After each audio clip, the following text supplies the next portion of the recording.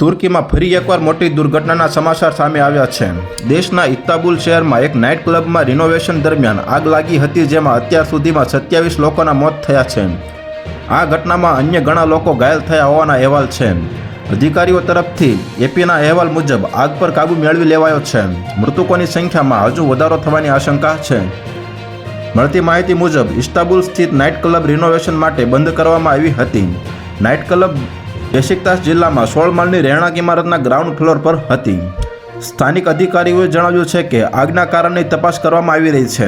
એવું માનવામાં આવે છે કે માર્યા ગયેલા લોકો ક્લબના રિનોવેશનના કામ સાથે સંકળાયેલા હતા। ઘાયલોને નજીકની હોસ્પિટલમાં સારવાર આપવામાં આવી રહી છે।